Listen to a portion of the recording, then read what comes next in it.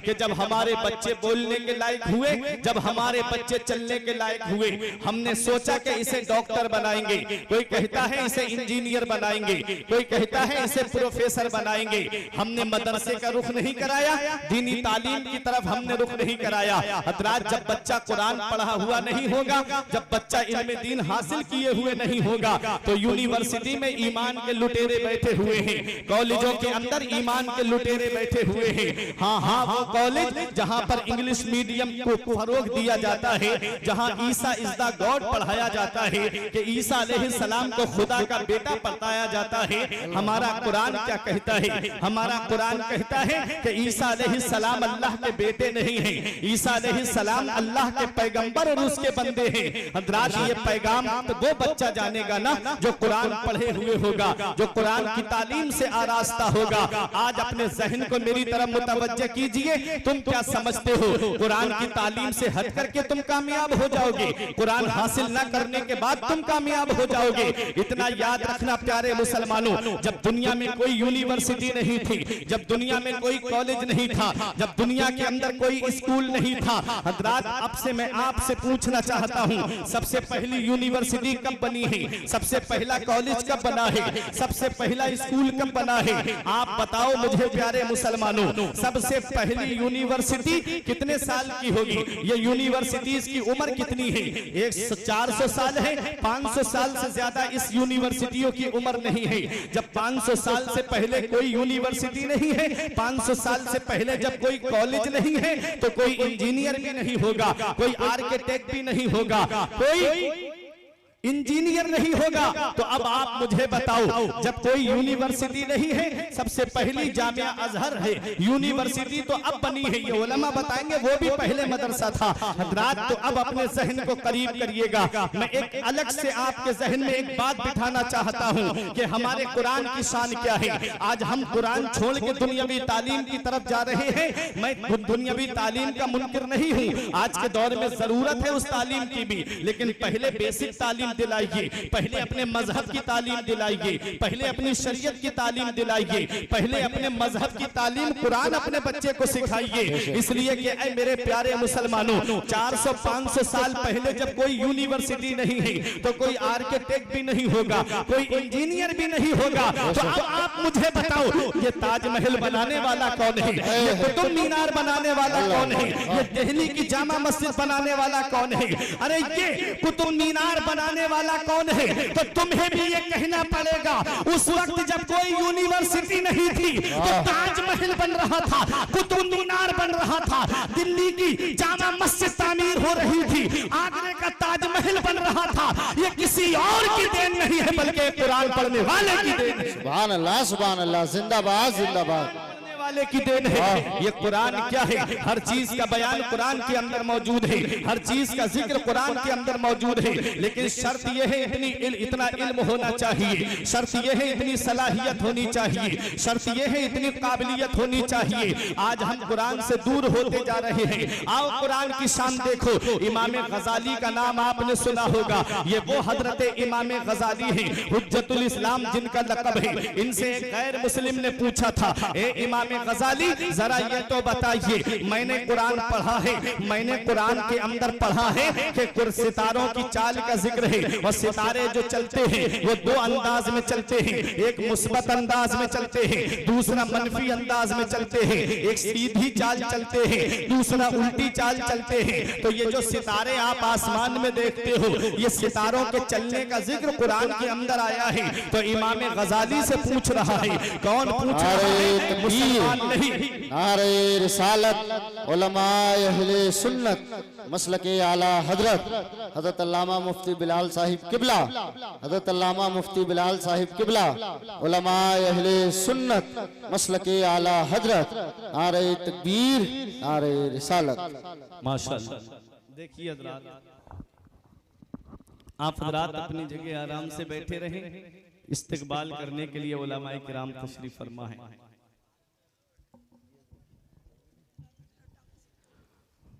दुरूद पाक पढ़ें, अल्लाहुम्मा सल्ली अला, अरे दुरूद पाक पढ़िए। जमाने से मुसलसल दर्द सुबह शाम मिलता है, अरे दुरूद पाक पढ़ लीजिए, बहुत आराम मिलता है। सुभान अल्लाह। पढ़े अल्लाहुम्मा सल्ली अला सय्यिदिना व मौलाना मुहम्मदिन व बारिक वसल्लिम सलातन व सलामन अलैका या रसूल अल्लाह सल्लल्लाहु ताला अलैहि वसल्लम। हज़रात ज़हन मेरी तरफ कीजिए, तवज्जो मेरी तरफ दीजिए। एक जुमला भी मिस हो गया तो पूरी तकरीर का मफहूम आपके ज़हन से निकल जाएगा। हज़रत अल्लामा मुफ्ती बिलाल साहिब किबला की आमद हो चुकी है। बड़े अच्छे दोस्त हैं मेरे, बड़ी मोहब्बत फरमाते हैं, बड़ी शफ़क़तें हैं इनकी। आप देखिए, तवज्जो दे मेरी तरफ। कुरान है क्या?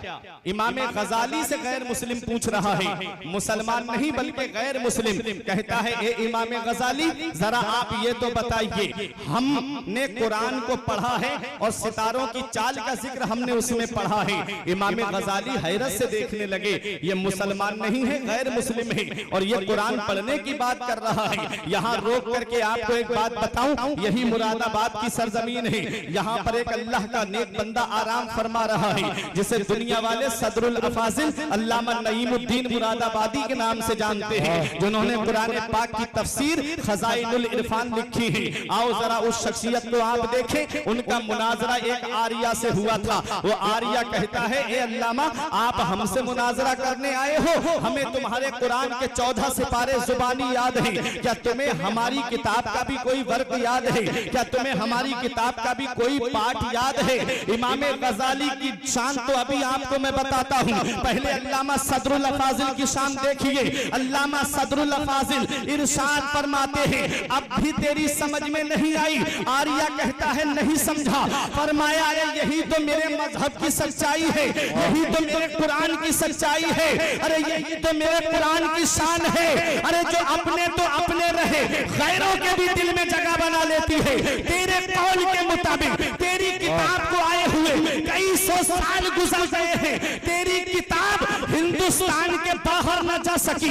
आप गीता को देखो, हिंदुस्तान के बाहर न जा सकी। आप देखो, 14 वेदात हैं और 28 पुराण हैं, लेकिन आप उनको देखिएगा, वो आज भी ले दे करके आपको संस्कृत में ही मिलेंगे। हमारे कुरान की शान तो आप देखिए, वो किताबें हिंदुस्तान के बाहर न जा सकी। मैं किसी किताब की कोई तौहीन की बात नहीं करता, मैं अपने कुरान की अजमत बता रहा हूँ। वो किताबें आज तक हिंदुस्तान के बाहर न जा सकी। और कुरान नाजिल हुआ है मक्के में, कुरान नाजिल हुआ है मदीने में, कुरान नाजिल हुआ है मैदान बद्र में, कुरान नाजिल हुआ है मैदान उहुद में। और कुरान की शान देखो, कुरान मक्के से चला, पूरी दुनिया के कोने कोने तक पहुंच गया। कुरान मदीने से चला, पूरी दुनिया के कोने कोने तक पहुंच गया। ये कुरान पूरी दुनिया में चला कैसे है? उस वक्त इंटरनेट का जमाना नहीं था, उस वक्त मीडिया का जमाना नहीं था, उस वक्त सैटेलाइट का जमाना नहीं था, उस वक्त अखबार का जमाना नहीं था। फिर ये कुरान पूरी दुनिया में कैसे पहुंच गया? तो ये हुफ़ाज़े किराम को अपनी निगाहों के सामने रखिए, आपका ईमान ताजा हो जाएगा। ये हुफ़ाज़े किराम वो है जो कुरान को अपने सीने में महफूज किए हुए हैं। इमाम गज़ाली की शान सुनने वालों, अल्लामा सदरुल अफाजिल नईमुद्दीन मुरादाबादी फरमाते हैं, अब भी तेरी समझ में नहीं आई? अरे तेरे कौल के मुताबिक तेरी किताब को आए हुए कई सौ साल गुजर गए, लेकिन वो आज तक हिंदुस्तान के बाहर न जा सकी। और हमारे कुरान की शान ये है कि पूरी दुनिया में कुरान पहुंच गया है। कुरान नाजिल हुआ मक्के में, कुरान नाजिल हुआ मदीने में। मैंने कुरान से पूछा, ये कुरान जरा ये तो बता, जब तू नाजिल हुआ था तो इंटरनेट का जमाना नहीं था, मीडिया का जमाना नहीं था, सैटेलाइट का जमाना नहीं था, अखबार का जमाना नहीं था, फिर तू पूरी दुनिया में कैसे फैल गया? जबकि चलता वो है जिसके पास पैर हो, पकड़ता वो है जिसके पास हाथ हो, बोलता वो है जिसके पास जुबान हो। ये कुरान पूरी दुनिया में कैसे फैल गया? तो कुरान जवाब देता है, अगर इंटरनेट के जरिए चला होता, अमेरिका के ईसाइयों ने पीछा किया होता, अगर .com के जरिए चला होता, रूस के मजूसी ने ताक़ुब किया होता, अगर अखबार के जरिए फैला होता, तो भारत के पत्रकार ने कुछ का कुछ लिख दिया होता। मैंने कहा फिर फैला कैसे है? तो कुरान जवाब देता है, अखबार के जरिए नहीं, हाफिज़ कुरान के जरिए। नारे तकबीर, नारे रिसालत, मसलके आला हजरत, उलमाए अहले सुन्नत, मजहबे इस्लाम, पैगंबरे इस्लाम, हज़रत अल्लामा फुरकान मंजरी साहिब किबला। बख्शिश की राह मोमिनो आसान बना लो, अपने लिए निजात का सामान बना लो। दुनिया की किताबों पे नजर बाद में रखना, बच्चों को पहले हाफिज़े कुरान बना लो, बच्चों को पहले हाफिज़े कुरान बना लो। तो इमाम गजाली से गैर मुस्लिम पूछ रहा है कि हुजूर जरा ये बताइए, समझ में आ रही बात आपकी? तो जरा मोहब्बत से हाथ उठा के बोले सुभान अल्लाह। पीछे वाले भी मोहब्बत का इजहार करें। मैं कुरान की शान बता रहा हूँ। 6 बच्चे मदरसे से फारिग हुए हैं। ये कारी साहब की मोहब्बतें, मेरे साथी, मेरे हम सबक हम दर्स साथी मुफ्ती निजामुद्दीन साहिब किबला की मेहनत और काविश का समरा है। आप देखें जो 6 हाफिज़े कुरान हैं, दुआ करें आने वाले वक्त में अल्लाह ताला इस मदरसे से 12 हुफ़ाज़े किराम अता फरमाए। हज़रात ये सिलसिला बढ़ता रहे।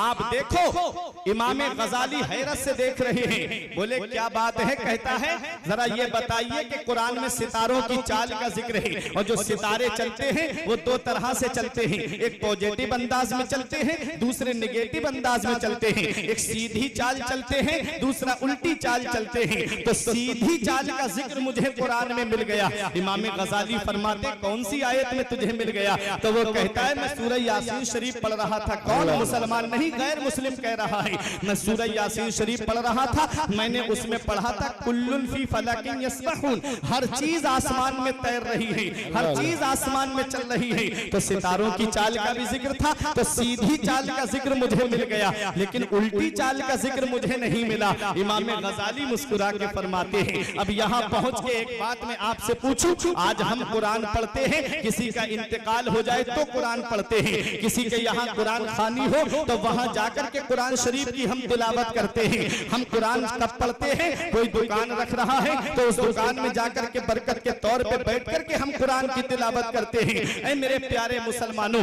हम कुरान को पढ़ा और पढ़ करके ऊपर रख दिया, और आज तो कुरान जिस हाथ में होना चाहिए था उस हाथ में मोबाइल आ गया है। आज कुरान को इतने ऊपर ताक में रख दिया है जहां पर हाथ नहीं पहुंचता, और मोबाइल आज हर हाथ में आ गया है। आज ये मेरी कौम 2.5 घंटे की फिल्में बैठ के देख लेती है, लेकिन 10 मिनट कुरान की तिलावत बैठ के नहीं कर सकती। आज वो कौम जो रोना रोती है कि हमारे ऊपर मुसीबत के पहाड़ तोड़े जा रहे हैं, आज हम हर तरफ से सताए जा रहे हैं। याद रखो वो मुअज़्ज़ज़ थे जमाने में मुसलमान होकर, वो मुअज़्ज़ज़ थे जमाने में मुसलमान होकर, और हम ख्वार हुए तारीके कुरान होकर। दरसे कुरान अगर तुमने भुलाया होता, ये जमाना ना जमाने में दिखाया होता। हमें करनी है शहंशाह बतहा की रजा जोई, वो अपने हो गए तो रहमते परवरदिगार अपनी। आज हमने कुरान की तिलावत को छोड़ दिया है, आज हम कुरान की तिलावत नहीं करते। आओ जरा देखो कुरान की शान क्या है। मैं आपको बताना चाहता हूँ, कुरान वो अल्लाह की अजीम किताब है। हज़रात इस कुरान से रिश्ता मजबूत कर लो, इस कुरान का दामन मजबूती से पकड़ लो, इस कुरान के दामन को मजबूती से थाम लो। कुरान को अगर कराआ यक़राउ क़ुरआन व क़िराअतन से मुश्तक माने तो इसके माना आते हैं ऐसी किताब जिसकी बार बार तिलावत की जाए, जिसकी तिलावत कभी खत्म ना हो। तो ये कुरान है। दुनिया में कोई किताब इतनी नहीं पढ़ी जाती है जितना कुरान पढ़ा जाता है। हर वक्त कुरान की तिलावत होती है, 5 वक्त की नमाज में कुरान पढ़ा जाता है, इंतकाल हो जाए तो कुरान पढ़ा जाता है, मिलाद शरीफ हो तो शुरू में कुरान पढ़ा जाता है, इख्तिताम पे कुरान शरीफ पढ़ा जाता है, बच्चा पैदा हो तो कुरान खानी होती है तो कुरान पढ़ा जाता है, इंतकाल हो जाए तो कुरान पढ़ा जाता है। जितना कुरान पढ़ा जाता है कोई किताब दुनिया में इतनी नहीं पढ़ी जाती है। आओ देखो कराआ यक़राउ क़ुरआन व क़िराअतन से मुश्तक माने तो कुरान के माना आते हैं ऐसी किताब जिसकी बार बार तिलावत की जाए, जिसकी तिलावत कभी खत्म ना हो। और कुरान को कराआ यक़राउ क़ुरआन व क़रनन से मुश्तक माने तो इसके माना आते हैं मिलाने वाली, इसके माना आते हैं जमा करने वाली। मदीने वाले मुस्तफा फरमाते हैं ऐ लोगों, कुरान के दामन को मजबूती से पकड़ लो, क्योंकि ये कुरान पढ़ने वाले को परवरदिगार से मिला देता है, कुरान मौला से मिला देता है। इसलिए मौला अली शेर खुदा फरमाते हैं कि जब मेरा दिल चाहता है कि मैं अपने रब से बातें करूं तो मैं नमाज पढ़ने लगता हूं, और जब मेरा दिल चाहता है मेरा रब मुझसे बातें करे तो मैं कुरान पढ़ने लगता हूं। जिंदाबाद जिंदाबाद, सुभान अल्लाह, माशाअल्लाह, अल्लाहु अकबर।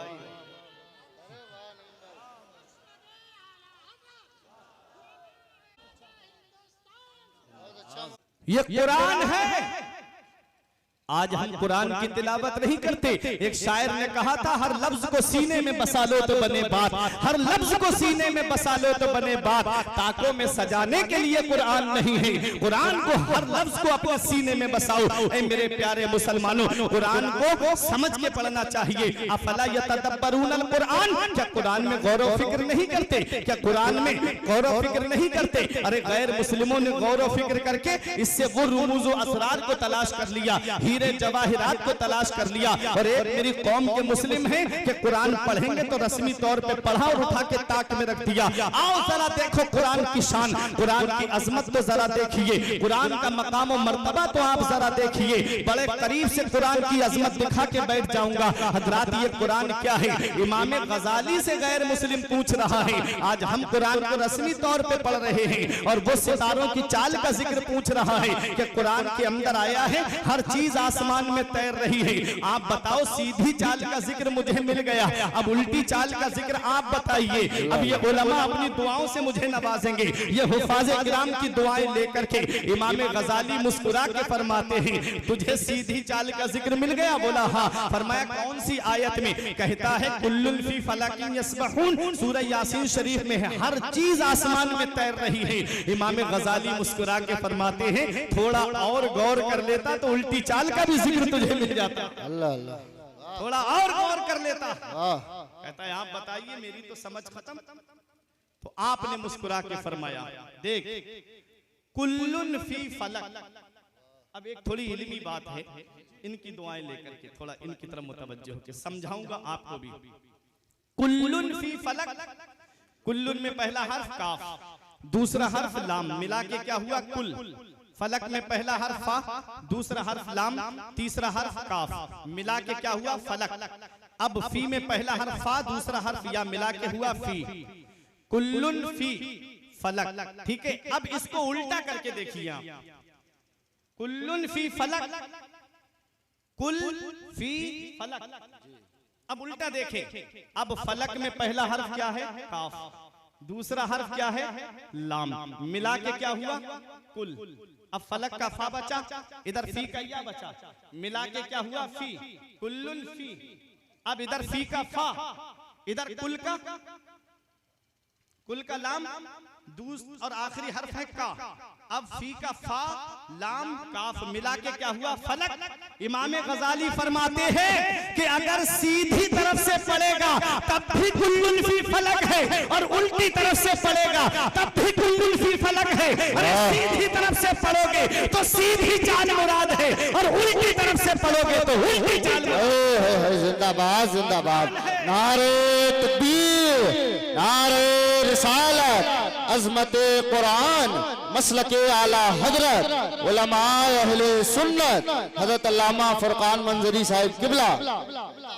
ये कुरान है, हर चीज कुरान में है। तुम कुरान छोड़ के कहां जा रहे हो? कुरान को अपने दामन में लाओ तो सही, कुरान का दामन पकड़ो तो सही, कुरान की तिलावत करो तो सही, कुरान के दामन को मजबूती से पकड़ो तो सही। दुनिया में भी कामयाब रहोगे, आखिरत में भी कामयाब रहोगे, कब्र में भी आराम से रहोगे। क्योंकि आप देखो, हमारे बुजुर्गों ने कहा है, जो बाअमल हाफिज कुरान है उसके जिस्म को कब्र में मिट्टी नहीं खाएगी, और जो बाअमल आलिम दीन है उसके जिस्म को भी कब्र में मिट्टी नहीं खाएगी, और जो हर वक्त नबी पे दुरूद शरीफ पढ़ता रहता है उसके जिस्म को भी कब्र में मिट्टी नहीं खाएगी। जमीन मैली नहीं होती, ज़मन मैला नहीं होता, मोहम्मद के गुलामों का कफन मैला नहीं होता। सुभान अल्लाह। तो कुरान हर चीज का बयान कुरान के अंदर।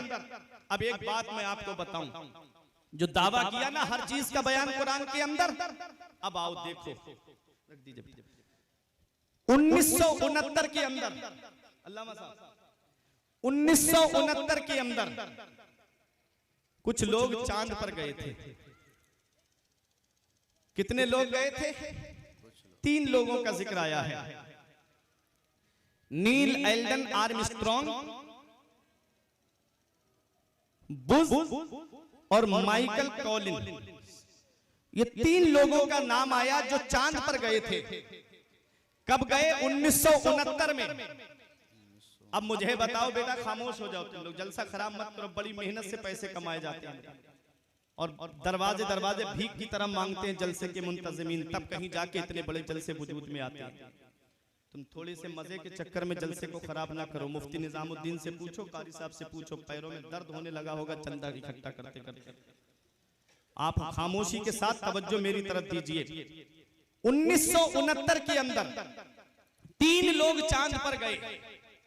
नाम नील एल्डन आर्मस्ट्रॉन्ग, बुश और माइकल कॉलिंस, इन 3 का नाम आया। अब बताओ क्या कुरान में इनका जिक्र आया? क्या कुरान के अंदर भी इसका सबूत है कि जो 3 लोग चांद पर गए हैं? कब? 1969 में गए हैं। अब 2023 चल रही है, ज्यादा लंबी बात नहीं है, ज्यादा दूर की बात रही है। और कुरान 1450 साल पहले नाजिल हुआ है।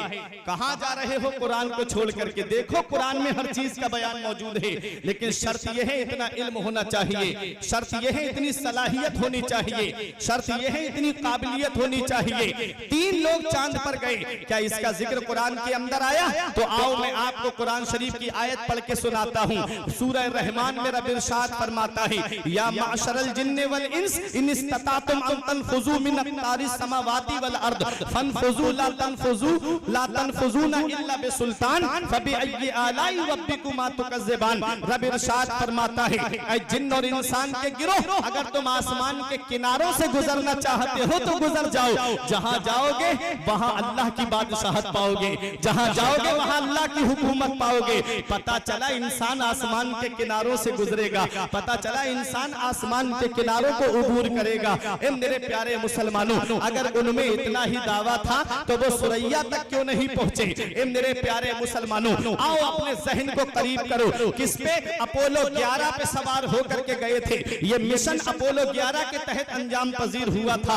हजरात, जब ये तीनों लोग चांद पर पहुंचे थे, किस पे? अपोलो पे सवार होकर के गए। हजरात, तुम जानते हो सबसे पहला हवाई जहाज किसने बनाया? तुम जानते हो अपनी तारीख तुमने भुला दी, तुमने अपनी तारीख को फरामोश कर दिया। अरे आज जो हमसे ये दावा करते हैं कि मुसलमान कौम तालीम में पीछे होती जा रही है, आज हम, सही बात है, हम अपनी तालीम, अपने मजहब की तालीम हासिल नहीं करते। आज हम तालीम में पीछे होते जा रहे हैं। तकरीबन 95% मुसलमान जो है वो तालीम याफ्ता नहीं है। हजरात, बहुत कम लोग हैं जो तालीम हासिल करते हैं। लेकिन इतना याद रखना, किस पे? अपोलो पे सवार होकर के गए। सबसे पहला हवाई जहाज किसने बनाया था? सबसे पहला हवाई जहाज मस्जिद कुर्तुबा के अंदर बैठ करके कुरान शरीफ पढ़ करके परिंदे का तसव्वुर लेकर के हजरत अब्बास बिन फरनास ने सबसे पहले मुहक्किक जो है उन्होंने सबसे पहला हवाई जहाज बनाया था। उसकी पूंछ नहीं बनाई थी, और जब उसको उड़ाया तो लैंडिंग के वक्त क्रैश हुआ था। लैंडिंग के वक्त क्रैश हो गया। हजरात, तो वो जहाज जो है वो 7-8 मिनट तक उड़ा भी है फिजा में, लेकिन परिंदे को जो मेंटेन करती है ना फिजा में, वो उसकी पूंछ है। वो पूंछ की वजह से फिजा में मेंटेन रहता है। हवाई जहाज सबसे पहला बनाया गया, उसकी पूंछ नहीं बनाई गई, इसलिए वो उतरते वक्त, लैंडिंग के वक्त क्रैश हो गया। तो ये सबसे पहला हवाई जहाज किसने बनाया था? जहन दिया हुआ एक मुसलमान का है, और बनाया हुआ एक मुसलमान का है। फिर इसको राइट बिरादरान ने अपना नाम दे करके इसको आगे बढ़ाया गया। आज इंसान समझता है कि ये अमेरिका की तहकीक है, आज इंसान समझता है कि ये जापान की तहकीक है, आज इंसान समझता है कि ये रूस की तहकीक है। अरे ये हमारी दी हुई चीजें हैं। सबसे पहला हवाई जहाज हजरत अब्बास बिन फरनास ने बनाया था, और सबसे पहला कागज हजरत यूसुफ बिन अम्र ने बनाया था, और पहला कागज रुई से बनाया गया था। आज कागज किससे बनता है? आज दरख्त से कागज बनता है। दरख्त को काटा जाता है, पेड़ को काटा जाता है, मशीन के अंदर डाला जाता है, उसको बारीक पीस दिया जाता है, उस पे केमिकल लगा करके आज अखबार बनाया जाता है, आज कागज बनाया जाता है। पहले कागज रुई से बनता था, और सबसे पहला कागज हजरत अब्बास बिन फरनास ने बनाया है। सबसे पहली घड़ी किसने बनाई है? सबसे पहली घड़ी हजरत यूसुफ बिन अम्र ने बनाई है, जिन्होंने दमिश्क की जामा मस्जिद में इस घड़ी को लगाया था। ए मेरे प्यारे मुसलमानों, आज जिस पे ये नाज कर रहे हैं, ये एक मुसलमानों की देन है, ये ये मुसलमानों की तहकीक है। आज वो घड़ी जिसको देख करके तुम टाइम मिलाते हो वो एक मुसलमान की देन है। और आला हजरत पे कुर्बान जाइए, आला हजरत को अल्लाह ने वो मकाम दिया था कि आला हजरत घड़ी को घड़ी से देख के नहीं मिलाते थे, बल्कि दिन में सूरज देख करके घड़ी का टाइम मिला लिया करते थे और रात में सितारे और चांद को देख करके घड़ी का वक्त मिला लिया। जिंदाबाद जिंदाबाद, नारे तकबीर, नारे रिसालत, नारे गौसियत, मसलके आला हजरत उलमाए अहले सुन्नत हजरत अल्लामा फुरकान मंजरी साहिब किबला। ये कुरान है। वाह, क्या आला हजरत किसी यूनिवर्सिटी में गए थे? क्या आला हजरत किसी कॉलेज में पढ़ने गए थे? अल्लाह अकबर। अल्लाह अल्लाह। बरेली शरीफ की सरजमीन पे तालीम हासिल की है अपने वालिद अल्लामा नकी अली खां के पास। अल्लाह अल्लाह। अपने वक्त का वो मुहक्किक, अपने वक्त का बड़े से बड़ा साइंसदान आला हजरत के कदमों की खाक को अपने सर पे रखने के लिए फख्र महसूस करता है। आप देखते नहीं, जब सबसे पहली शुगर मिल लगी थी, चीनी मिल, तो उसमें क्या हुआ था? ये अफवाह फैला दी गई थी मुसलमानों में, ये कहा गया कि इसमें खिंजीर की चर्बी मिलाई जाती है चीनी के अंदर, शुगर के अंदर। गैर मुस्लिमों में कहा गया कि इसमें गाय की चर्बी मिलाई जाती है। दोनों ने हाथ खड़े कर लिए। मुसलमान कहते हैं हम चीनी नहीं खाएंगे, उधर गैर मुस्लिम कह रहे थे हम चीनी नहीं खाएंगे। इस्तिफ्ता आया बरेली के अहमद रजा के पास में, फतवा आया आला हजरत के पास में। मेरा इमाम गया शुगर मिल में और जाकर के तलाश किया, देखा कि चीनी बनती कैसे है। पूरा मुआयना करने के बाद में इंजीनियर थे, सब साथ में थे, कहा हम हुजूर ऐसा कुछ भी नहीं करते, आप देख लीजिए चीनी कैसे बनती है। आला हजरत ने पूरी शुगर मिल का मुआयना किया। उसके बाद ऑफिस में आके बैठे और कहा कि हम लिख देंगे कि ऐसा कुछ नहीं है, न इसमें खिंजीर की चर्बी मिलती है न इसमें गाय की चर्बी मिलती है, हम लिख देंगे, लेकिन एक मशवरा दे के जाना चाहते हैं। उन्होंने कहा हुजूर क्या मशवरा है? फरमाया कि देखो चीनी मोटी भी है और पीली भी है, हम इसको एक नुस्खा, तो एक बात तुम्हें बता के जाते हैं, अगर आग का तापमान कम कर दिया जाए और एक बोल्ट के ऊपर हाथ रख के कहा मशीन के इस बोल्ट को ढीला कर दो, दूसरे पे हाथ रख के कहा इसे तुम टाइट कर दो, इंजीनियर बोले हुजूर मशीन फट जाएगी। आपने फरमाया ऐसा करो। जब उन लोगों ने ऐसा किया तो चीनी सफेद भी हो गई और चीनी बारीक भी हो गई। वो कदमों पे गिर के इंजीनियर कहते हैं कहां पड़े हो? फरमाया मैंने कुरान पढ़ा है। तो हैरत से देख के कहते हैं अरे जब बरेली के अहमद रजा के इल्म का ये आलम है तो मदीने वाले मुस्तफा के इल्म का आलम क्या होगा? जिंदाबाद जिंदाबाद या रसूलुल्लाह, जिंदाबाद जिंदाबाद जिंदाबाद जिंदाबाद जिंदाबाद। ये कुरान है, ये हमारा कुरान है, हर चीज कुरान के अंदर मौजूद है। और आप देखो आला हजरत अजीमुल बरकत को कुरान शरीफ पढ़ा है आपने, अल्लाह तबारक व तआला ने 55 उलूम से ज्यादा उलूम पे आपको महारत ताम्मा अता फरमाई। और आज भी रिसर्च चल रहा है, आज भी तहकीक चल रही है। अब जो रिसर्च किया गया है तो ये बात साबित हुई है कि आला हजरत 100 से ज्यादा उलूम पे महारत ताम्मा रखते थे। इल्मे हदीस में देखो तो आला हजरत का जवाब नहीं, इल्मे कुरान में देखो तो आला हजरत ला जवाब है, फन्ने तफसीर में देखो तो आला हजरत ला जवाब है, इल्मे रियाजी में आला हजरत का जवाब नहीं, इल्मे बायोलॉजी में आला हजरत का जवाब नहीं, इल्मे हिंदसा में आला हजरत का जवाब नहीं, और इल्मे मंतिक में आला हजरत ला जवाब है, इल्मे फलसफा में आला हजरत ला जवाब है। ए मेरे प्यारे मुसलमानों, इल्मे नहव में देखो तो आला हजरत ला जवाब, इल्मे सर्फ में देखो तो आला हजरत ला जवाब। प्यारे मुसलमानों, 100 से ज्यादा उलूम पे महारत ताम्मा हासिल रखने वाला वो अपने वक्त का इमाम। पूरी दुनिया की यूनिवर्सिटीज में 32 इल्म पढ़ाए जाते हैं, पूरी दुनिया के अंदर सिर्फ 32 इल्म पढ़ाए जाते हैं। आला हजरत की अजमत पे कुर्बान जाओ, आला हजरत को 100 से ज्यादा उलूम पर महारत ताम्मा हासिल थी। जहां दुनिया की यूनिवर्सिटी जवाब दे देती है, जहां दुनिया की यूनिवर्सिटी यूनिवर्सिटी की तालीम का इख्तिताम हो जाता है, वहां से मेरे इमाम के इल्म का आगाज होता है, वहां से आला हजरत के इल्म की शुरुआत होती है।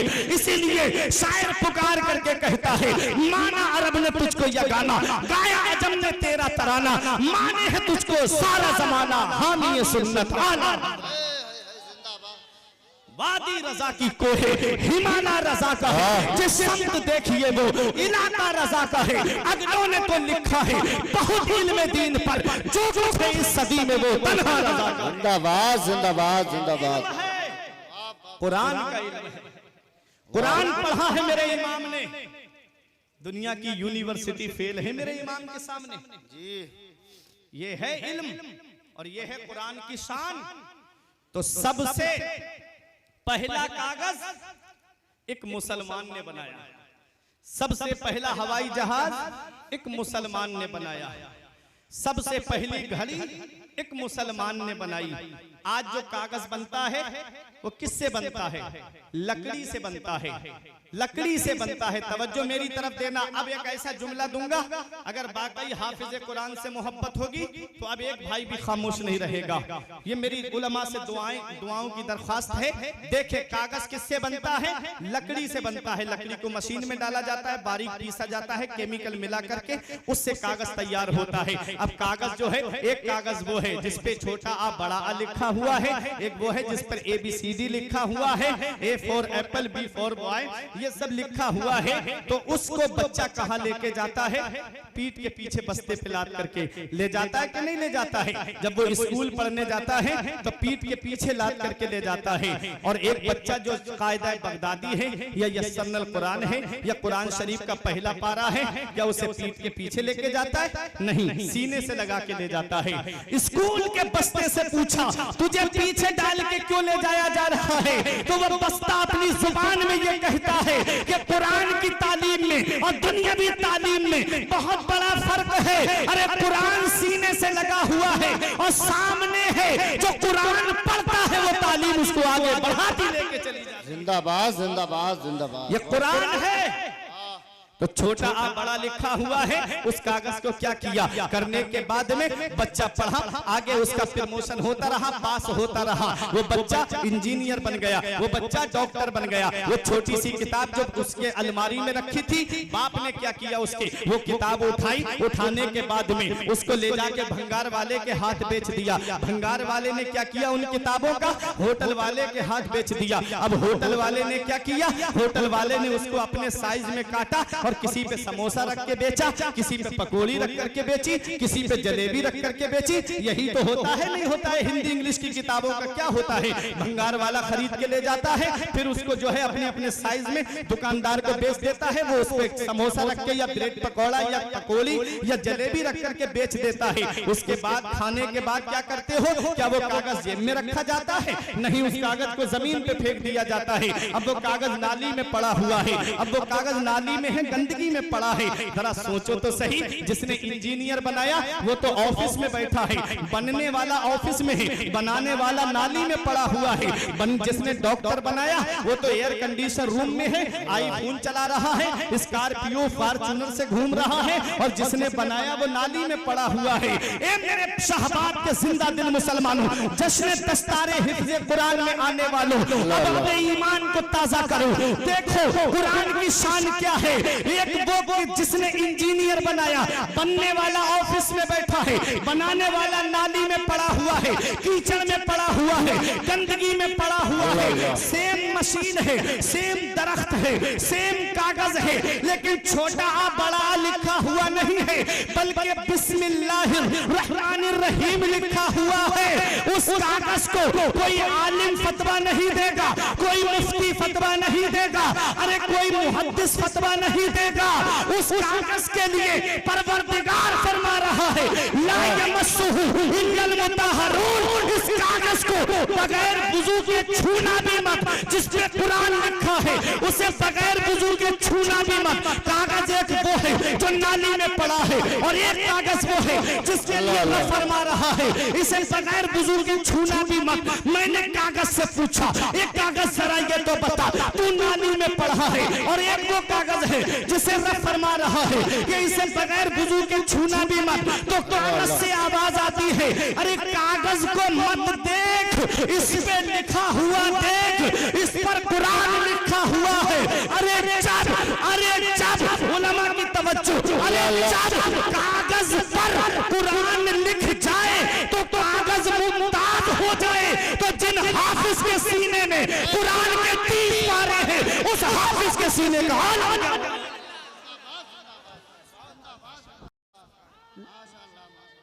नारे तकबीर, दोनों हाथों को उठाकर इस्तकबाल करो। नारे तकबीर, नारे रिसालत, मसलके आला हजरत, उलमाए अहले सुन्नत, अज़मते कुरान, मकामे कुरान, जश्न दस्तार बंदी, शहबाद का सुन्नी मुसलमान, अल्लामा फुरकान मंजरी साहिब किबला। नारे रसूल अल्लाह जिंदाबाद। बहुत खूब, जब कागज पे कुरान लिख जाए तो कागज अजमत वाला हो जाए। तो जिस हाफिज ने 30 पारे अपने सीने में महफूज कर लिए उस हाफिज के सीने का आलम क्या होगा, उस हाफिज की शान का आलम क्या होगा। दूर जाने की जरूरत नहीं।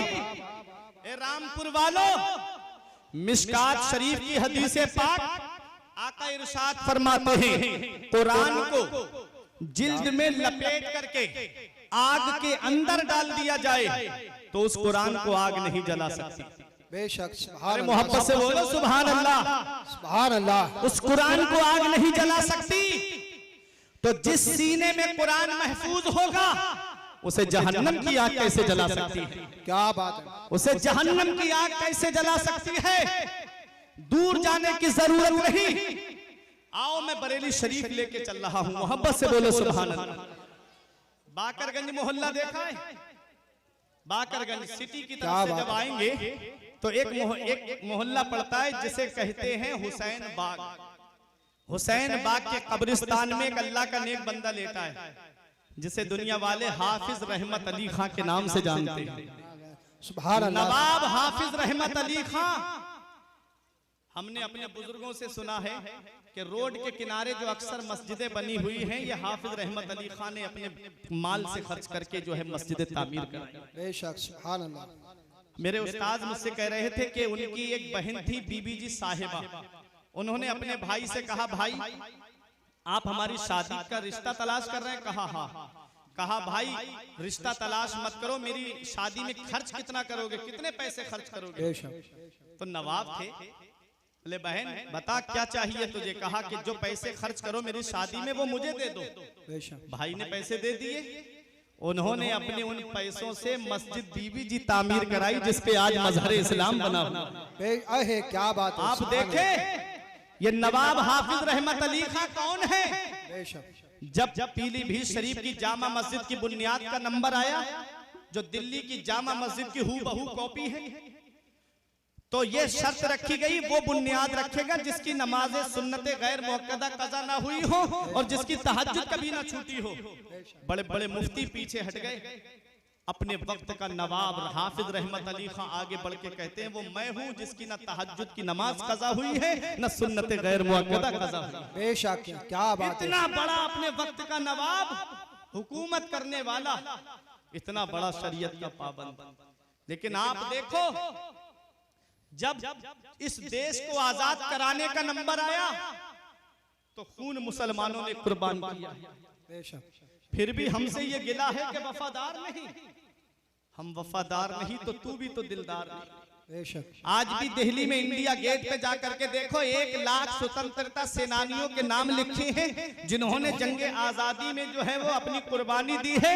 उनमें 76,000 नाम मुसलमानों के लिखे हुए। बेशक, सुभान अल्लाह, सुभान अल्लाह। 76,000 नाम मुसलमानों के हैं। तुम देख लो तारीख उठा करके आखिरी मुगल बादशाह बहादुर शाह जफर को दिल्ली के लाल किले से गिरफ्तार करके अंग्रेज जब लेके चले थे, एक अंग्रेज का ये कहना था कि फजर के वक्त हम लेके जा रहे थे, सुबह के वक्त तो चांदनी चौक में कोई दरख्त ऐसा नहीं था, कोई पेड़ ऐसा नहीं था जिसपे आज हमारी कौम के आलिम की गर्दन न लटकती हो।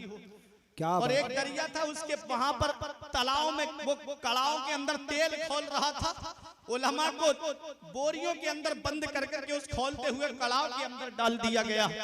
अल्लामा फजले हक खैराबादी जिन्होंने सबसे पहले अंग्रेजों के खिलाफ जिहाद का फतवा दिया था, वो एक मुसलमान था।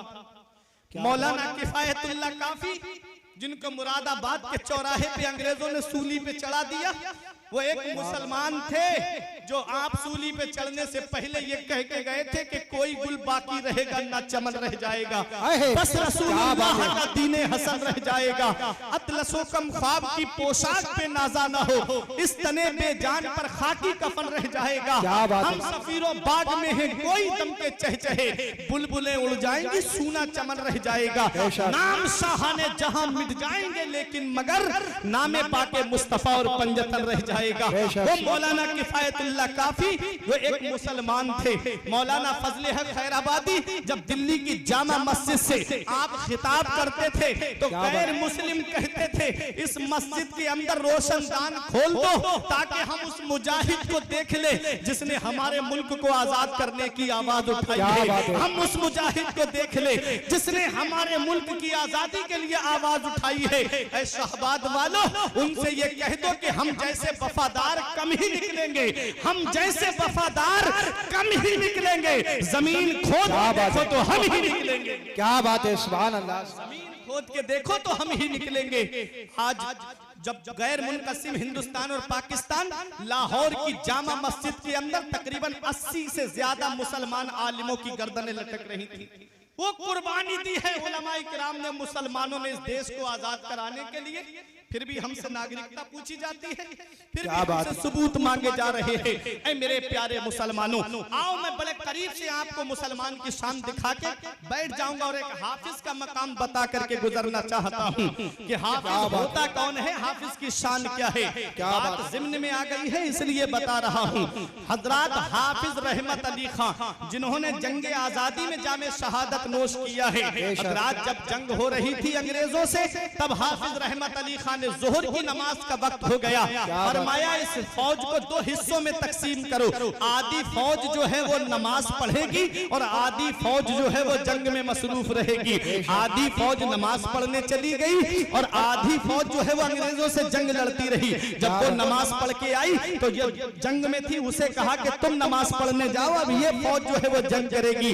ये नमाज की पाबंदी थी, जो मैदान जंग में भी जो है नमाज की पाबंदी करता हो उसे दुनिया वाले हाफिज रहमत अली खां के नाम से जानते हैं। अंग्रेजों ने निशाना तोप के गोले का हाफिज रहमत अली खां के सीने पे बांध करके मारा, सीने पे तोप का गोला लगा, जमीन के अंदर 2-3 फीट अंदर चला गया, सीने का कुछ नहीं हुआ। अंग्रेज हैरत से देखने लगा, कौन सी जैकेट पहन के आया है, कौन सी बुलेट प्रूफ जैकेट इसने पहनी है, सीने पे तोप का गोला लगा है और इसके सीने का कुछ नहीं हुआ। वो तोप का गोला जो बस्ती में गिर जाए तो बस्ती तबाह कर दे, जो कस्बे में गिर जाए तो कस्बे का नामो निशान मिटा दे, जो शहर में गिर जाए तो शहर को जो है नक्शे से मिटा दे। वो तोप का गोला हाफिज रहमत अली खां के सीने पे लगा, कुछ नहीं हुआ, जमीन के अंदर धंस गया। अल्लाह तबारक व तआला ने उसी में आपको शहादत का जाम अता फरमाया। हाफिज रहमत अली खां शहीद हो जाते हैं। अंग्रेजों ने जिस्म को अपने कब्जे में लेकर के आपका कुर्ता हटा के देखने लगे। किसी मुसलमान ने पूछा, चंद सांसें बाकी थी, क्या तलाश कर रहे हो? कहा ये देख रहे हैं कौन सी जैकेट पहने हैं, इनके सीने का कुछ क्यों नहीं हुआ? हमने तोप का गोला निशाना बांध के मारा तब भी इनके सीने का कुछ नहीं हुआ, कौन सी ऐसी जैकेट पहने हैं? तब मुसलमान ने कहा था, अरे तुम्हें पता नहीं है, अरे ये दुनियावी आग है, ये दुनियावी आग तो क्या है, इनके सीने को जहन्नम की आग भी नहीं जला सकती। अंग्रेजों ने क्यों हमारे तोप के गोले से इनका सीना क्यों नहीं फटा? तो मुसलमान ने कहा था, अरे तुझे पता नहीं है, ये कुरान के हाफिज थे, कुरान जिस सीने में आ जाता है वो सीना आग से महफूज हो जाता है। ये हाफिज रहमत अली खां को दुनिया की आग तो क्या है न जहन्नम की आग भी नहीं जला। क्या बात है, सुभान अल्लाह। धारे तकबीर, धारे रिसालत, धारे गौसियत, बस लगे आला हजरत हजरत अल्लामा फुरकान मंजरी साहिब किबला। बख्शिश की राह मोमिनो आसान बना लो, अपने लिए निजात का सामान बना लो। बेशक दुनिया की किताबों पे नजर बाद में रखना, बच्चों को पहले हाफिज कुरान बना लो। बेशक सुभान अल्लाह। कुरान हाफिज कुरान बना लो। कुरान जिस सीने में आ जाए वो सीना आग से महफूज हो जाए। बाअमल हाफिज कुरान की ये शान है। इतना याद रखना प्यारे मुसलमानों। आओ जरा देखो, आखिरी बात बता दूं, कुरान की शान क्या है। ये हुफ़ाज़े किराम ने अपने सीने में कुरान महफूज कर लिया है। अब मेरी तकरीर खत्म होने जा रही है, आप परेशान ना हो। आप परेशान तो नहीं हो रहे? कुरान ये जश्न दस्तारे हिफ्ज़े कुरान है ना, इसीलिए कुरान पे मैं बोल रहा हूँ कुरान की शान क्या है। वरना तकरीरें आपको हर मौजू पे इंटरनेट पे मिल जाएंगी। फुरकान निज़ाम मंजरी सर्च करेंगे, हर मौजू पे आपको तकरीर मिलेंगी बेफजले ही ताला। ये करम है औलियाए किराम का, मुफ्ती साहब की दुआएं हैं। आप देखें, मैं कुरान की शान बता रहा हूँ। कुरान है क्या? आज हम कुरान को छोड़ करके सोच रहे हैं कि हम कामयाब हो जाएंगे। नहीं, अपने बच्चों को कुरान पढ़ा लो। ए मेरे बुजुर्गों, इतना याद रखना, अपनी औलाद को ऐसी तालीम दे के जाना जहां औलाद के ऊपर माँ बाप के हक हैं, वहीं औलाद के भी हक माँ बाप के ऊपर हैं। मदीने वाले मुस्तफा ने फरमाया है, अद्दिबू औलादकुम अला सलासे खिसाल, अपनी औलाद को 3 बातें सिखाओ। सबसे पहली बात, हुब्बे नबीयकुम, अपने नबी की मोहब्बत औलाद के दिल में डाल दो। नबी का प्यार औलाद के दिल में डाल दो। नबी की मोहब्बत क्या फिल्में दिखाने से पैदा होगी? नबी की मोहब्बत क्या बच्चों को गाने सुनाने से पैदा होगी? नबी की मोहब्बत क्या उन्हें कार्टून दिखाने से पैदा होगी? नबी की मोहब्बत क्या उन्हें बचपन ही से गेम खेलने की आदत बनाने से पैदा होगी? नहीं नहीं प्यारे मुसलमानों, नबी की मोहब्बत कुरान पढ़ने से पैदा होती है। नबी की मोहब्बत दुरूद शरीफ पढ़ने से पैदा होती है। नबी की मोहब्बत अच्छी आवाज में नाते पाक सुनने वाले से पैदा होती है। नबी की मोहब्बत अपनी औलाद के दिल में डाल दो। जिसके दिल में नबी की मोहब्बत होती है, जिसके दिल में नबी का प्यार होता है, उसे आग के शोलों पे भी लिटाया जाता है, कभी कोई उसके ईमान को हिला नहीं पाता है। जिसके दिल में नबी की मोहब्बत होती है, उसे गरम गरम लू के थपेड़ों पे लिटाया जाता है, तब भी वो अपने ईमान का सौदा नहीं करता है। जिसके दिल में नबी की मोहब्बत होती है, उसे जलती हुई आग के अंदर डाल दिया जाता है, तब भी वो अपने ईमान का सौदा नहीं करता है। हजरत अम्मार इब्ने यासिर को देखो, आग के अंदर डाल दिया गया, जलती हुई आग के अंदर। अर्ज करते हैं, या रसूल अल्लाह उन्जुर हालना, या रसूल अल्लाह मेरा हाल देखिए, आपके गुलाम को आग में डाला जा रहा है। आका गुजर रहे थे, दुआ के लिए हाथ उठ गए, या नारो कोनी बर्दों व सलामन अला अम्मार कमा कुंते अला इब्राहिम। ए आग अम्मार पे वैसे ही ठंडी और सलामती वाली बन जा जैसी हजरत इब्राहिम पे ठंडी और सलामती वाली हो गई थी। हजरत अम्मार इब्ने यासिर आग से बाहर निकल आए, तब काफिरों ने एक जुबान होकर कहा था, ए अम्मार इब्ने यासिर बताओ, अगर तुम दौलत चाहते हो तो दौलत दे दे, अगर तुम पैसा चाहते हो तो पैसा दे दे, तुम किसी कबीले की खूबसूरत लड़की से निकाह करना चाहते हो तो हम तुम्हारा निकाह करा देंगे, अगर तुम सरदारी चाहते हो तो तुम्हें सरदारी दे देंगे। बताओ क्या तुम नबी का कलमा पढ़ना छोड़ सकते हो?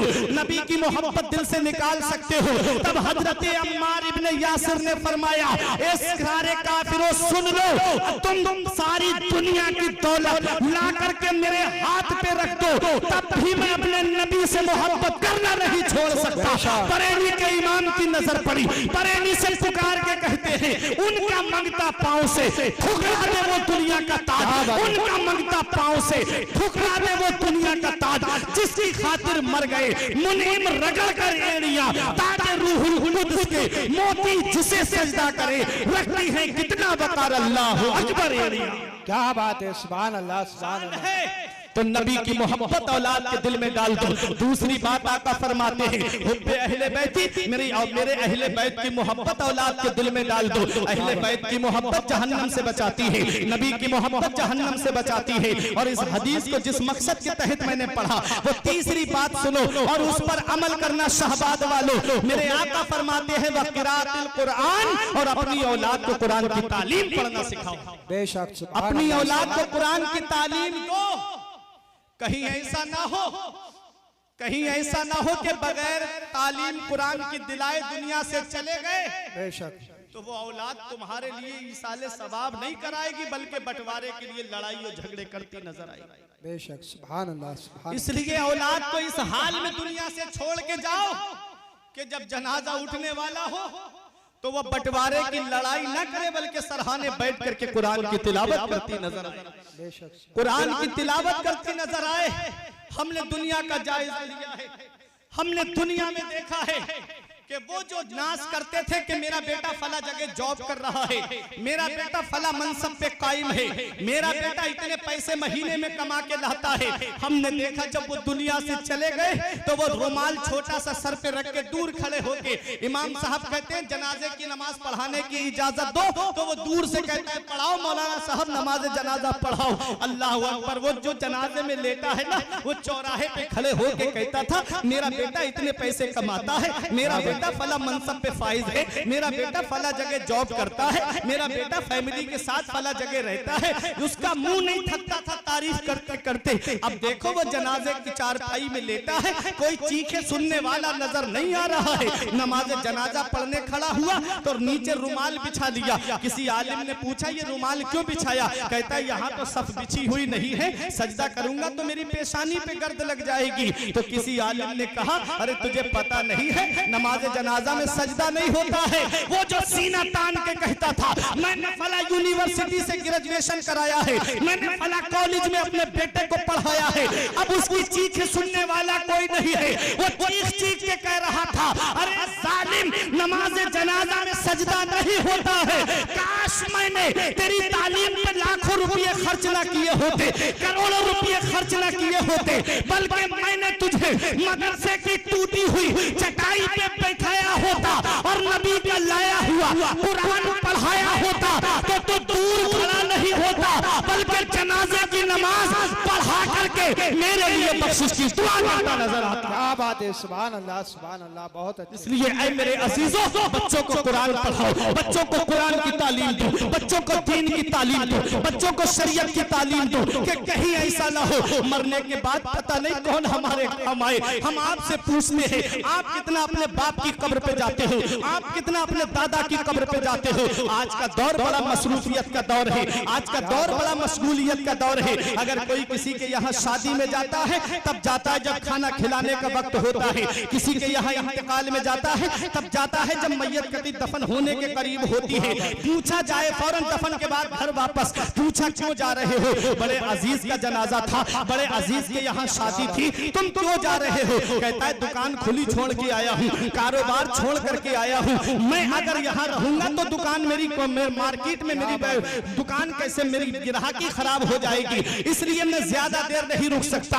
ऐ शहबाज के जिंदा दिल मुसलमानों, ऐ कुर्बो जवार से आने वालों, जब आज किसी को किसी के लिए टाइम नहीं है तो क्या उम्मीद करते हो इस औलाद से जिसे मोबाइल चलाने से फुर्सत नहीं मिलती, जिसे व्हाट्सएप चलाने से फुर्सत नहीं मिलती, जिसे फिल्में देखने से फुर्सत नहीं मिलती? क्या वो तुम्हारी कब्र पे जाके कुरान पढ़ेगी? क्या वो तुम्हारी कब्र पे जाकर के रिसाले सवाब करेगी? जो 2.5 घंटे की फिल्म देख ले लेकिन बाप से बात नहीं करती, वो कौम जो 2.5 घंटे की फिल्म बैठ करके देखे, 10 मिनट अपने बाप के पास बैठ करके बातें नहीं करती, वो क्या तुम्हारी कब्र पे जाकर के रिसाले सवाब करेगी?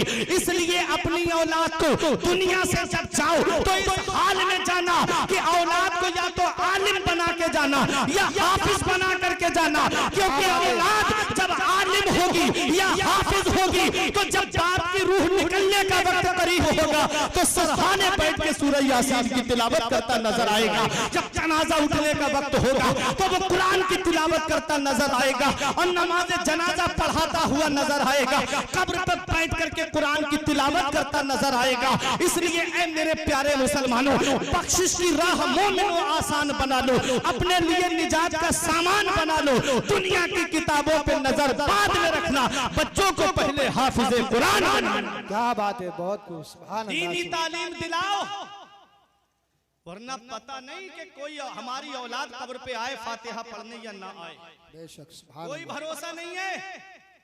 ये आजकल का मुसलमान, एक दुखती हुई बात मैं आपको बता दूं, हो सकता है इतने बड़े मजमे में कोई एक भी अमल कर ले तो मेरे लिए कयामत में बख्शिश का जरिया बन जाए। मुसलमानों का ये हाल हो चुका है। अभी एक फिल्म रिलीज हुई, चंद दिन हुए हैं, 3-3 हजार के टिकट खरीद के ये मुसलमान देखने के लिए गए। हैदराबाद में तो कुछ एक तो ऐसा है जिसने 3 दिन के लिए पूरा हॉल बुक कर लिया था। ये मुसलमानों का हाल है। अगर इन मुसलमानों की अमीरी देखना है तो इनके शौक को देखो, अगर इन मुसलमानों की अमीरी देखना है तो इनकी शादी में बेजा रसूमात को देखो। हजारों के बैंड, हजारों की डांस पार्टी, फला 50,000 की डांस पार्टी अपने बेटे की शादी में लाया, मैं 1 लाख की लेकर के आऊंगा। और अगर इनके हाल देखना है तो मज़ारात पे इनके हाल देखो। कव्वालियों में क्या बात, 1-1 लाख रुपए में कव्वाल को बुला करके मुकाबले कराए जाते हैं। लेडीज कव्वाला वो अपनी लड़की को साथ लेके आती है माज़अल्लाह, और ला करके गंदी गंदी गजलें, गंदी फहिश बातें और ऐसी ऐसी गंदी बातें कि अगर आपके सामने कोई बोल दे तो मारने के लिए तैयार हो जाओ। लेकिन बहन भी बैठी हुई है, बेटी भी बैठी हुई है, बीबी भी बैठी हुई है और रिश्तेदार भी बैठ करके सुन रहे हैं। अगर कोई किसी के घर में सिर्फ छत पे चढ़ के झांक ले तो लड़ने के लिए तैयार हो जाएगा। तेरी हिम्मत कैसे हुई, मेरी बहन बैठी थी मेरे घर में झांका कैसे, मेरी बेटी बैठी थी तूने घर में झांका कैसे। और वो गंदे मुकाबले हो रहे हैं। कहां अल्लाह के वली के उर्स में हो रहे हैं। अल्लाह के वली के उर्स में माज़अल्लाह वो गैर मुस्लिम शेख चिल्ली को बुला करके कौम के सामने उर्स का मजाक उड़ाया जाता है। आज गैरों को देखो, वो अपनी किताबों पे खर्च कर रहे हैं, वो दीनी तालीमात पे खर्च कर रहे हैं। और मुसलमानों का हाल, ये मुकाबलों पे पैसे खर्च कर रहे हैं, ये कव्वालियों में पैसे खर्च कर रहे हैं। अगर इन मुसलमानों की अमीरी देखना है तो इनकी शादियों को देखो, और इनकी गरीबी देखना है तो इनके मदरसों को देखो, इनकी कौम के इमामों को देखो। आज मदरसे वीरान कर दिए गए, आज मदरसे सूने कर दिए गए। इतना याद रखना प्यारे मुसलमानों, अगर ये मदरसे बंद हो गए तो ये इस्लाम के सिपाही तुम्हें कहां से मिलेंगे। इसलिए हुकूमत भी जानती है, जहां जहां से मदरसे खत्म किए गए वहां वहां से इस्लाम मिटता चला गया। ये उलमा आपको बताएंगे, लंबी चौड़ी तकरीर करने नहीं आया, वरना बताता मैं तारीख से। सीरिया के अंदर, गरनाटा स्पेन के अंदर आप देखें, जहां 700 साल मुसलमानों ने हुकूमत की, फर्डिनेंड ने जब उस पे कब्जा किया, मदरसे पहले बंद कराए, मस्जिदें पहले बंद कराई। इस्लाम का नाम लेने वाला कोई वहां नहीं था, कोई मुसलमान आपको वहां नजर नहीं आता कुछ सालों तक। ये है, देखो हुकूमत जानती है, जहां जहां मदरसे बंद हुए वहां वहां इस्लाम मिटता चला गया। इसीलिए मदरसों का सर्वे कराया गया कि इन मदरसों को कॉलेज में कन्वेंट कर दो, इन मदरसों को जो है वो स्कूल में तब्दील कर दो।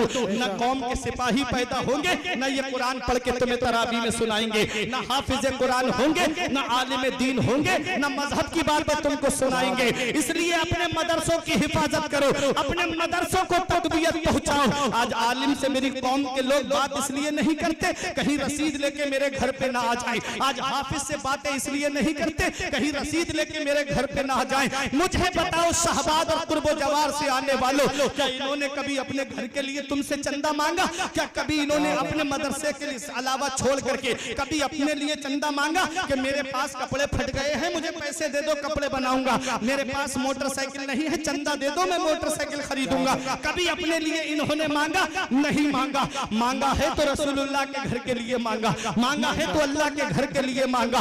क्यों? क्योंकि तुम क्या जानो इन उलमाए किराम, इन हुफ़ाज़े किराम को जब वो वहाबी देवबंदियों ने, सऊदिया रियाल पे पढ़ने वालों ने, जब उन्होंने 1-2 महीने में 3-3 मंजिला मदरसा बना करके तैयार कर लिया और फ्री तालीम देना शुरू कर दी, तब मेरी कौम के आलिम जागे, तब मेरी कौम के हाफिज जागे। कहीं मेरी कौम के बच्चे उनके मदरसे में जाकर के अपना ईमान से हाथ न धो बैठे, कहीं मेरी कौम के बच्चे उनके मदरसे में जाकर के कहीं ऐसा ना हो कि वो उन्हीं के उसमें चले जाएं। इसलिए मेरी कौम के आलिम निकले रसीद लेकर के, इसलिए मेरी कौम के हाफिज निकले रसीद लेकर के।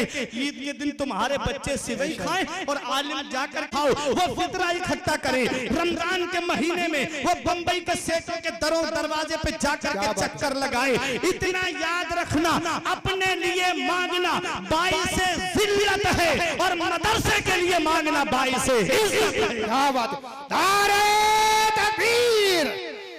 अरे हाथ उठाकर बोलिए, धारे रिसालत मसलके आला हज़रत अज़मत कुरान बुलंद कर दी। इनका मर्तबा नबी ने बुलंद फरमा दिया है कि हाफिज कुरान कयामत के दिन जब आएगा, युकालु लिसाहिबिल कुरान इक़रा वरतकी वरतिल कमा कुंता तुरतिलु फिद दुनिया फइन्ना मंज़िलका इंदा आखिर आयतिन तक़रऊहा। आका फरमाते हाफिज कुरान जब कयामत में आएगा, रब फरमाएगा पढ़, कुरान की तिलावत कर, तजवीद के साथ पढ़, यालमून तालमून वाला नहीं, ठहर ठहर के पढ़, तजवीद के साथ पढ़, कौन सा हर्फ कहां से निकलता है उसकी अदायगी के साथ पढ़। हाफिज कुरान पढ़ेगा बिस्मिल्लाहिर्रहमानिर्रहीम, एक दर्जा बुलंद हो जाएगा, पढ़ेगा अल्हम्दुलिल्लाहि रब्बिल आलमीन, दूसरा दर्जा बुलंद हो जाएगा। उलमा फरमाते पूरे कुरान में 6666 आयतें हैं जिन हुफ़ाज़ को हिकारत की निगाह से देखा जाता है। इनका मर्तबा कयामत में ये होगा कि ये जन्नत में 6666 दर्जे बुलंद बाला। बेशक सुभान अल्लाह सुभान नबी अल्लाह। ने बुलंद कर दिया, इनकी शान नबी ने बुलंद कर दी। इसलिए प्यारे मुसलमानों, बख्शिश की राह मोमिनों आसान बना लो, अपने लिए निजात का सामान बना लो। दुनिया की किताबों पे नजर बाद में रखना, बच्चों को पहले हाफिज कुरान बना लो। अपने बच्चों को दीनी तालीम सिखाओ, अपने बच्चों को कुरान पढ़ना सिखाओ। जब कुरान होगा उनके पास में, तालीम होगी उनके पास में, जब वो मस्जिद में जाएंगे तो नमाज पढ़ के ये दुआ करेंगे, रब्बना ग़फ़िरली वले वालिदैया वलिल मुमिनीना यौम यक़ूमुल हिसाब। दुआए मासूरा में पढ़ेंगे कि अल्लाह मुझे बख्श दे और मेरे माँ बाप को बख्श दे। क्या दुआ करेंगे? अल्लाह मुझे बख्श दे, मेरे माँ बाप को बख्श दे, तमाम मोमिनीन को बख्श दे। वो जमीन के ऊपर दुआ करेगा, अल्लाह ताला उसके माँ बाप को जमीन के नीचे बख्श देगा। बेशक इसलिए मरने के बाद की तैयारी करो, पता नहीं ये दुनिया कब छोड़ के जाना पड़ जाए। औलाद को इस हाल में छोड़ के जाओ कि जब जनाजा उठे तो वो कुरान पढ़ती नजर आए। पहले आलिम हाफिज बना लो, फिर उसके बाद चाहे इंजीनियर बनाओ, चाहे डॉक्टर बनाओ, चाहे प्रोफेसर बनाओ। जब वो आलिम हाफिज होगा तो वो नाजायज किसी के टेस्ट नहीं लिखेगा 4-5 के फला जगह से पैसा आए, बस वही लिखेगा जो बीमारी उसके अंदर होगी। इसलिए दीनी तालीम दो। ये एक पैगाम था मेरा जो मैंने अपनी कौम के सामने पेश कर दिया। कुरान करीम के ताल्लुक से था। मैंने कुरान की जो आयत पढ़ी थी, अल्लाह ने फरमाया कुल्ला इन इज्तमाअतिल इंसु वल जिन्न अला अन यातू बिमिस्ली हाज़ल कुरान ला यातूना बिमिस्ली वलो काना बअदुहुम लिबअदिन ज़हीरा।